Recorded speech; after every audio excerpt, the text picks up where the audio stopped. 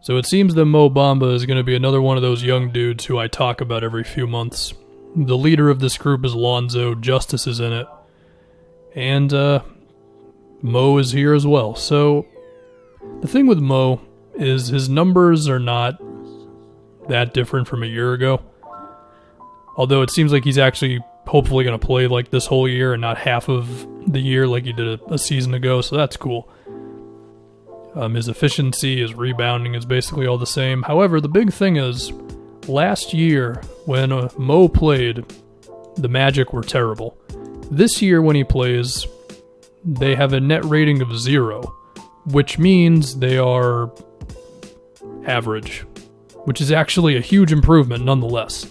And for a guy who is, 21 second season, and they drafted him knowing that it was going to take a while, that's the kind of progress you want to see.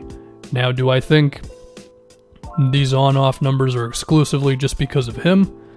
No, but he's got to be part of it. So what's the deal? Well, to put it the simplest way possible, I think he's just a little better on defense.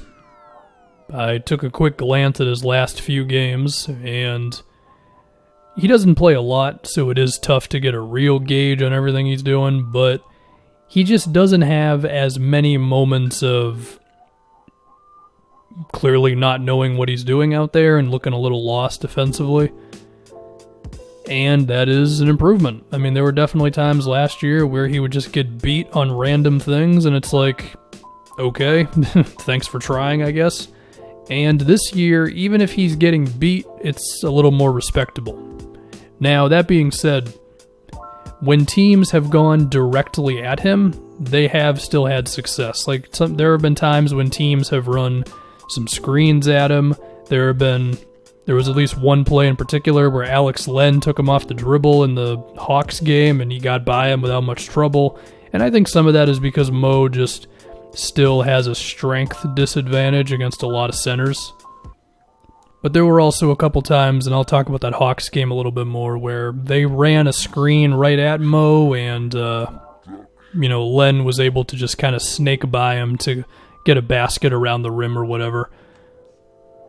Now, if I talk about the Wizards game, that was the one before that, Mo did a pretty okay job at stepping up on shooters. They just kind of made the shots over him, but it was like, he's forcing Bradley Beal to shoot a pull-up mid-ranger. That would be the shot that you would want Beal to take, And there were a couple others like that, and it's like, okay, you're doing the right thing. Now, could he have done a slightly better job at actually stepping up on the shooters?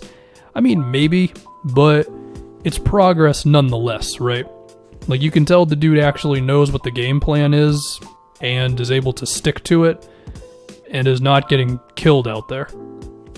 Now, one thing to potentially care about is the Magic's defensive rebounding percentage kind of falls off a cliff when he's in the game over Vucevic, which I guess kind of makes sense. I mean, Vucevic is one of the better rebounding bigs in the league, and Mo still needs to make some progress there, and I mean, maybe that could be something to fear, but again, I think Mo just simply putting some good weight on is going to go a long way, because then he's just, like there was another drive in the Wizards game where I think it was like Ish Smith or something was able to knock him off the spot a little bit, and it was just this moment of like, that probably shouldn't happen.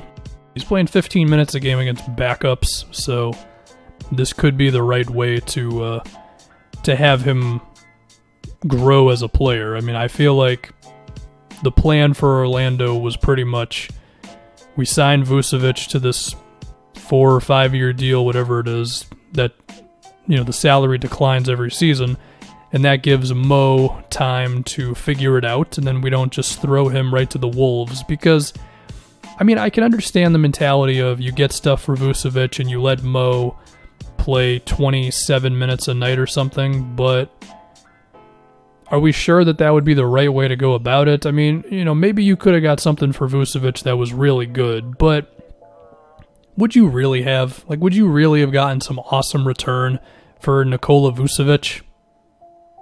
I mean, Marc Gasol got moved for basically Jonas Valanciunas. Now, maybe there was some three-point shooting wing or guard that Orlando could have got for Vooch, but I don't know. And, I mean, they could have gotten themselves into the lottery if they traded Vucevic and played Mo, but I mean, there's no guarantee that stuff works, okay? Especially with how random the lottery started being this previous offseason, which would have been the time to trade Vucevic, or before last trade deadline, I guess. So, I don't think it's crazy for Orlando to hold on to Vucevic. I mean, this team wants to be respectable, and, I mean, we can talk all day about whether they're actually successful in doing that, but I get it, okay? And then I guess the idea is the contract they gave Vucevic is a pretty tradable one, and maybe they can move him down the road, which I don't really know if they'll be able to do that, but that's kind of the idea of the whole thing.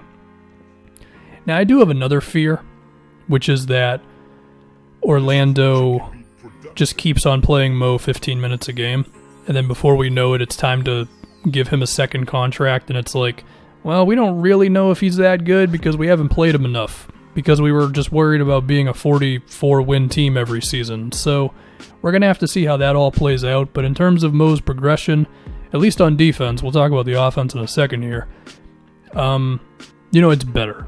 And better is probably all you could ask for a guy who, at times last season, was flat out bad. So that is nice. If we talk about the offense, I would say Mo has 3 intriguing things going for him right now. Number 1, his finishing at the rim has been cool. Shot 79% there last season. He's at 65% this year. His three-point shooting has gotten better. 34% on 2 threes a game. His form looks solid. He doesn't hesitate with it too much. Maybe a little bit, but not a super lot. And he's pretty sure of himself when it comes to popping off of screens. Now, am I a little freaked out that he's going to be a dude who never rolls? Potentially, but I don't know. And the last thing that could be intriguing is his offensive rebounding. 1.5 offensive boards in 15 minutes a game. Orlando is a better offensive rebounding team when he's in there. So that's all something. Besides that, I don't know. His playmaking is kind of horrible.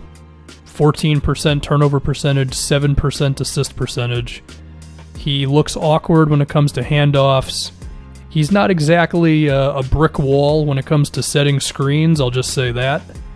And I think his lack of an imposing physicality hurts him potentially even more on offense than it does on defense, because at least on defense, you've got like everybody else helping you out when it comes to grabbing a rebound, whereas on offense, it's like, can you body the dude out of the way or can't you?